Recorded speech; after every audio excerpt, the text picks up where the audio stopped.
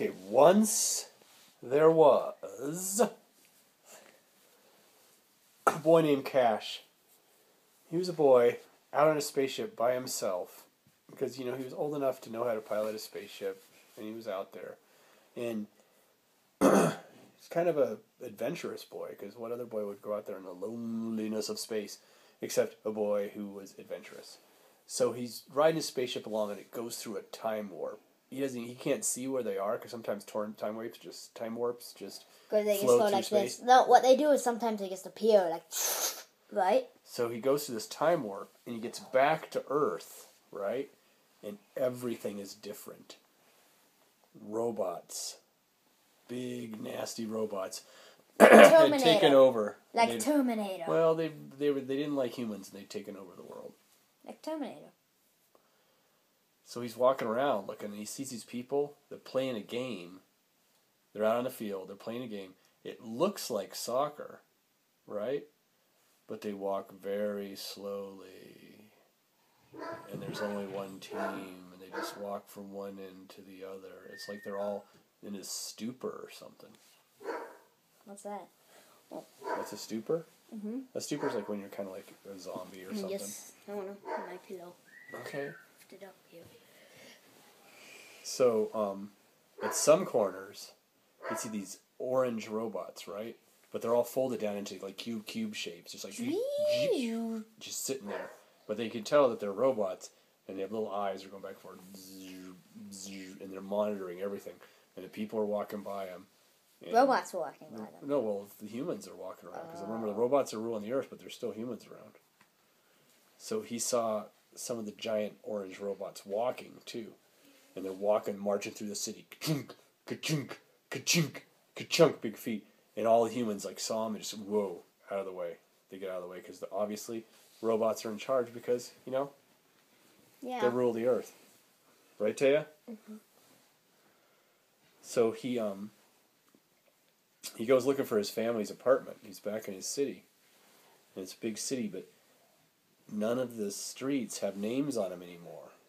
And none of the buildings have addresses, because I guess the robots know where everything is. They don't need addresses. They have Everything's memories. kind of blank and white now. Super it's all memory. like the city is completely given over to the robots, even though the humans are there, just kind of walking along days, not talking But to anybody. how do humans know where they live? Well, they must have little assignments, and the robots tell them where to go. So he got to this. He's walking down the street. He sees this big statue, right? Looks like a human statue, and he goes to see because he's wondering, that's the only thing he's seen. There's no addresses, there's no decorations, the city's all bland and, robot-like. And he gets the statue, and he turns around and looks up at it, and it has no face, just smoothed out face. Because the robots did something to the face, or else it was just a weird statue. So he looks up, and the sky is just like perfectly blue, just like a sheet of blue. And there's not a single cloud in it, and not even a breath of wind. It's like it's not even real. The robots have done something to the whole planet. So, all the signs on all the buildings, it's not just that there were no addresses, but all the buildings had signs in front of them, but they were blank white. Not a single word. You couldn't tell what they were. It must be something, maybe the robots could tell what they were, but they were just blank white. Everything was kind of painted over and bland, because the robots don't care about decoration, I guess. They don't care what things look like. So he thought he saw a squirrel in the park. He goes over there, and that's the first thing he's seen that's kind of out of the ordinary, because everything else is just people walking along in lockstep, like they don't even know he's there. He goes over to the squirrel, and it's stuffed.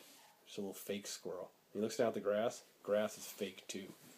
The robots have totally ruined everything. So he saw an orange robot. And it's dragging this girl in rags down the street. Because that's he hadn't seen very many girls or really kids yet. He'd just seen people. She's dragging the robot down the street. So he waves at the robot. And the robot looks over at him. And the girl gets away. She just scoots away. And he followed her. She jumped down through a storm grate. And he followed her down there and chased her down. Because he wanted to see who she was. Because obviously she was different from everybody else. She was a kid too.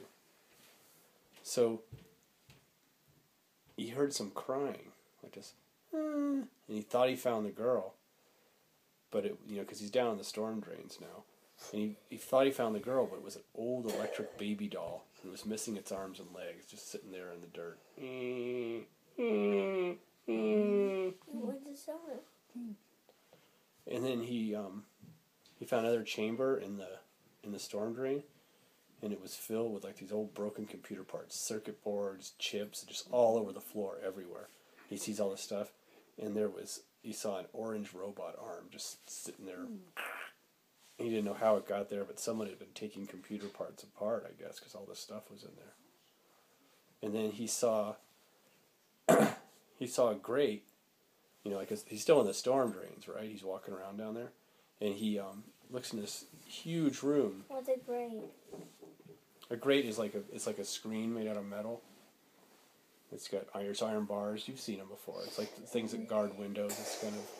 So he looks into this huge room, right? He's looking up through it, and there's this room filled with people, and they're all in these white jumpsuits, just working, building orange robots. The robots are using humans as slaves to build more robots. They're sitting at this thing, chink, pieces together. This arm goes here, this leg goes here, building robots. And then he saw a bundle of those same white jumpsuits just on the floor of this, he's still walking around the storm drain. And they're the same white jumpsuits that everybody wore, but some of them were all torn up and had blood on them. And he didn't know what had happened. And then he found these like piles of old newspapers and some magazines, and they were kind of wet and rotted, but he could still make out some of them, so he picks them up. He's kind of leafing through them, like one page at a time, and looking at them. And they said something about a war, like there'd been some giant war, and it must have been when the robots took over or something, but there was just a hint of it. It said like disaster, battle, war. That's all he could make out because the things were all torn up. And then he thought he heard some whispers from another grate, that was down the floor underneath him, and he stops and looks down, and the whispers just stops. Somebody's down there. So other people must have escaped the robots too, I guess. So then he saw a wall. And it was filled with old photographs. It's like kind of rotting away too, and sort of taped on there, and some were peeling off, and they had things like missing, and there was pictures of people all faded, and have you seen this person? It was like, must have been a place down there where people were trying to find each other or something. Because in the war, the people who escaped the robots were looking for each other. So then he turns around the corner, and he sees the girl, and she's standing in a crowd of grown-ups all around her, and they're all looking at him. They're all looking at Cash.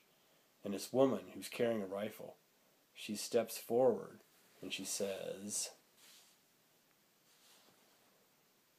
she tells him that your spaceship, it can take us to the satellite that controls the robots. We've lost the ability to fly, but if we can get to that satellite, we can control the robots and shut them off. So they sneak back to his spaceship, which somehow the robots haven't found yet, because he'd landed there and there was nobody at the spaceport, because I guess robots don't fly, they just keep control. Anyway, they get back to his spaceship, and they blast into orbit, right? They fly up there. They know exactly where the satellite is, and they shoot it with the. He doesn't have rays. This is just a regular spaceship, but they go up next to it and fire the rockets at it, and blast the satellite all over the planet. The robots just slump back into those little cubes. They just fall down, and the robots were destroyed. They go down and sort of wake everybody up, and everybody is rejoicing, and they build the planet back up, and they've defeated the robots. Doesn't Cash go back through the time warp, or? Well, I guess Cash, he stays there long enough to make sure everything's okay, but then they have to help him find the time warp, and that's how he gets back to his own time. But what about his family? That's why he went back to his own time, before the robots had taken control, or in the other reality where the robots where the robots hadn't taken control, and he went back to that. And that's the end.